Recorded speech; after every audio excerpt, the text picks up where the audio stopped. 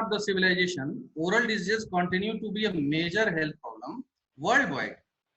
Therefore, it is very important to maintain the oral hygiene for maintenance of health and longevity of human being in particular.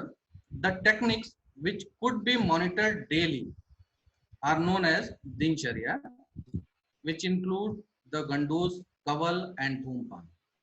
These are the prescribed regimen which are known to maintain the health of our oral cavity as well as to cure the disease.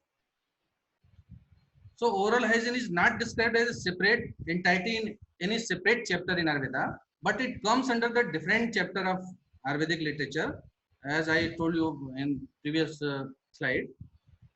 So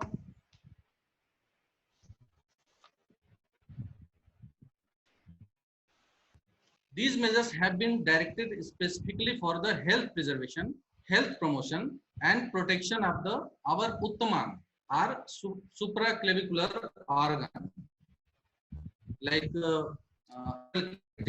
our throat, our ear, our nose, our eyes and cranium. So these are the primary and effective oral nasal cleansing technique and specialized therapy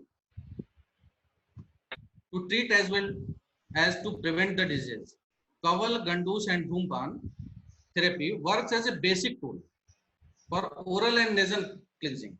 So हम देखते हैं कवल और गंडूस, इनमें जो हम नाम लेते हैं, इनमें मेरा जो मानना है, ये जो कवल है यह गंडूस का ही एक भेद है, मुझे ऐसा लगता है। बाकी आप एकेडमिक इंटरेस्ट के लिए इसको कवल को अलग और गंडूस को अलग आप पढ़िए, आचार्यों ने ऐसा बताया भी है, लेकिन जो भेद है वो सिर्फ मात्रा का है और मूवमेंट का है। आचार्य सारंगधर ने उसको बताया है, थोड़ा सा स्पेसिफिक इनका डिस्क्रिप्शन है आचार्य सारंगधर का। असंचारी मुखे पूर्णे गंडूस कवलश्च तत्र द्रवेण गंडूस कलकेन कवल स्मृता। आचार्य सुश्रुत ने इसको थोड़ा सिंपल वर्ड में स्पेसिफाई किया है। सुखम संचार्यतम या तु मात्रा सा कवले स्मृता, असंचार्य तू या मात्रा गंडूस स प्रकृतिता। आचार्य वाग्भट ने, आचार्य सारंगधर ने इसमें ऐसा बताया है कि medicated liquid which can hold with full mouth is known as gandus, and kalk type of medicine or semi liquid medicine, and a person can hold with the person can swish or rin the material inside the oral cavity is known as kavala. उसको और बहुत simple तरीके से आचार्य सुश्रुत ने कह दिया है कि जो मुंह में घुमाया जा सके ऐसी मेडिसिन उसको हम कवल कहेंगे, और जो असंचारी हो जिसको हम घुमा ना पाए मुंह में उसको हम गंडूस कहते हैं। So it is very clear that gandus is the process of holding any medicated liquid in the mouth to its full capacity for a specific time without allowing any movement inside the mouth. And on the other hand, in kaval, the mouth is only 3/4 filled with the medicated fluid, and the fluid is swished in the mouth for a specific time and then spit it out. So slides show the same thing. The kaval and gandus. Gandus is the holding any medication liquid in the mouth its full capacity without allowing any movement, and kaval, the mouth is filled with the medicated liquid or semi-liquid in such amount that the medicated liquid can be swished in the mouth for a specific time. Difference क्या क्या इनमें हो सकते हैं? तो जैसा मैंने बताया कि कंपोजिशन ऑफ ड्रग, कहीं कल्क हम ले सकते हैं, कहीं एकदम लिक्विड मेडिसिन ले सकते हैं, उनकी डोजेज का है, एक तो माउथ फुल है, एक जो है 3/4 फुल करना है, और इनका प्रोसीजर एक को मूव कराना है, एक को मूव नहीं कराना है। Now come on the edge and holding time of कवल गंडूस। Acharya Sarandhar mentioned that Bharyante Panchama Dvarsha Gandus Kavaladaya Gandusanusti Kuryat Svinna Bhag Galadika Manusya Stris Tatha Panch Saptava Doshasna Kaf Purnasyata Yavacheda Dosasya Vabhave Netra Dhara Snutirvad Vattavada Gandus Dharana means जो गंडूस धारण करने की as है वो 5 वर्ष से ऊपर के लोगों को गंडूस का धारण कराया जा सकता है, और गंडूस धारण करने का जो टाइम लिमिट बताया गया मैक्सिमम, उसके कुछ सिम्टम दिए गए। जब वो सिम्टम आने लगते हैं तो हम ये मान लेते हैं कवल और गंडूस धारण करने का टाइम पूरा हो चुका है, और फिर हम उस मेडिसिन को बाहर कर देते हैं। तो क्या उसका टाइम है? ऐसे लक्षण जब हम उस दवा को होल्ड करते हैं मुंह में, तब अगर हमारे फोरहेड पे, हमारे चीक्स पे, हमारे थ्रोट एरिया में अगर स्वेटिंग जैसे कुछ ड्रॉपलेट्स आने लगे, या उसमें कुछ गीलापन आने लगे, या जो दोष, जिस दोष के निमित्त हमने लिया है, विशेष रूप से हम कफवात के लिए इसका प्रयोग करते हैं, खासकर कफ के लिए, तो मुंह में जब कफ का विलयन होने लगता है तो थोड़ा सा मुंह के अंदर का जो द्रव है वो भारी होने लगता है चलाते समय, या स्वाद उसका कुछ मीठा होने लगेगा, तब हम समझते हैं कि दोष उसमें विलीन हो रहा है। और उसके बाद जब दोष विलीन होने लगता है तो हमारे जो आंख है, कान है, नाक है, इन सब में कफ पूर्णता के लक्षण आने लगते हैं। इनमें कुछ स्टिकीपन आ जाता है, कुछ गीलापन आ जाता है, या इनसे स्राव होने लगता है, तो हम समझते हैं कि हमारे कवल गंडूस का टाइम पूरा हो चुका है। और इसको मनुष्यों में अगर किसी चिकित्सा के निमित्त दे रहे हैं, तब तो जब तक दोष का शमन नहीं हो जाता है तब तक हम इसका प्रयोग कराते हैं, और नहीं तो हम इसका 3 दिन, 5 दिन और 7 दिन तक प्रयोग करा सकते हैं। Now come on the necessity of Kawal गंडूस. Why कवल गंडूस is necessary? So oral cavity is constantly exposed to many risk factor every day. Oral cavity harbor billions of microorganisms. Some of these contribute to the development or progression of systemic diseases such as cardiovascular disease, diabetes mellitus, etc. Oral health and general health are interrelated. So oral diseases continue to be a major health problem worldwide. So it is very important to maintain the oral hygiene for maintenance of the general health in society. The external environmental pollutants and toxin जो हम रोज अपने मुंह से खाना खाते हैं, बहुत सारा खाना ऐसा खाते हैं जो कंटेमिनेटेड होता है और किल का काम करता है। किसके लिए? माइक्रोब्स के लिए। बहुत सारा जो खाना हम खाते हैं या पीते हैं उसमें ऐसे टॉक्सिन्स होते हैं जिनका पहला इफेक्ट हमारे ओरल म्यूकोजा पे होता है, या ओरल ऑर्गन्स पे होता है, या एसोसिएटेड ऑर्गन्स पे होता है जो हमारी ओरल बकल कैविटी के आसपास होते हैं।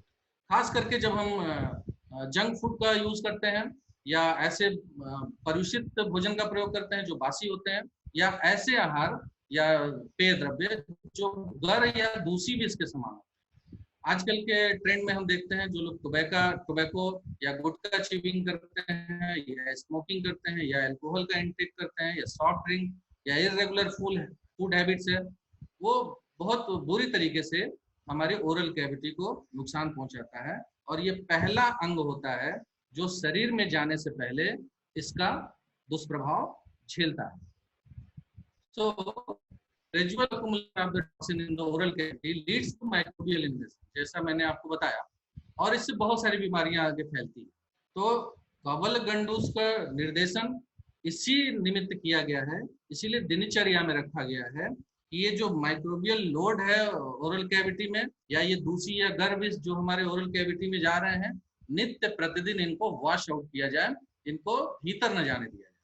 So Ayurveda recommend the use of kawal gandus to remove such accumulated toxin safely from the buccal cavity. और इसकी अगर हम प्रैक्टिस रोज करते हैं तो बहुत सारे ऐसी डिजीज जो हमको जाने अनजाने में हो जाती हैं उनका हम बचाव कर लेते हैं। तो ये एक अच्छा सेफ हाइजीन प्रैक्टिस है, इसको हमें नियमित रूप से अपनी दिनचर्या में अपनाना चाहिए, और अपने पेशेंट को जो हमारे पास आते हैं उनको भी प्रमोट करना चाहिए।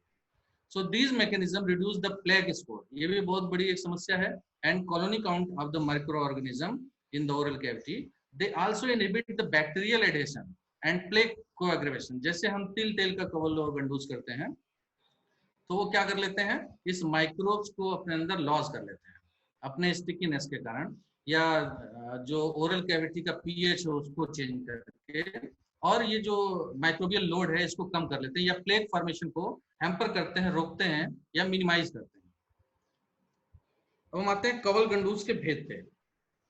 तो कवल गंडूस के भेद जो है आचार्य सुश्रुत ने इसको बताया है, सारंगधर जी ने भी बताया है। स्निग्धो उष्णो स्नेह को वाते स्वादु शीते प्रसादना पित्ते कटो अम्ल लवड़े रुष्ण संशोधने कपा कषाय तिक्त मधुरे कटुषणे रोपणे वर्ण चतुष्प्रकारो गंडूस कवलाश्चपी कीर्तिति। ये 4 तरीके का कवल गंडूस का भेद है। देखिए, जब मैं सिर्फ गंडूस की बात करता हूं तो उसमें कवल अपने आप आ जाता है। यहाँ स्पष्ट कर दिया चतुष्प्रकारो गंडूस कवलाश्चपी कीर्तिति, मतलब 4 प्रकार के गंडूस और उतने ही प्रकार के कवल बताए गए हैं। तो देर आर 4 टाइप ऑफ कवल गंडूस। स्नेहिक टाइप ऑफ कवल गंडूस, स्नेहिक टाइप ऑफ कवल गंडूस is indicated for the vata vyadhi, yeah, in the management of vitiated vata symptoms, and snake type of kawal gandus is prepared from the drugs having property of snigdha ushna. Second one is saman or prasadan type of kawal gandusa.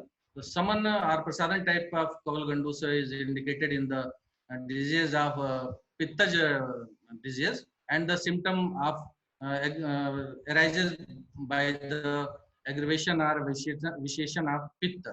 So, and these type of saman or prasadan gandus is prepared from the drugs having the quality of swadu, means madhura, and sita, good, sita, cold गुण. And third one is a संशोधन type of कवल गंडूसा, और इसका निर्देश जो है संशोधन का कफ में, ये बहुत स्पेसिफिक चीज है, ये कफ के लिए संशोधन नाम दिया गया है।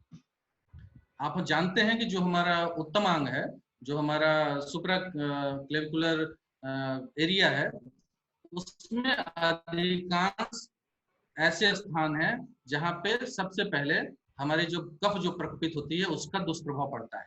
हम ये भी जानते हैं कि इसको उत्तमांग क्यों कहते हैं। उत्तमांग इसलिए कहते हैं कि जो हमारे 5 सेंसेस हैं उनमें से 4 यहीं पे होते हैं।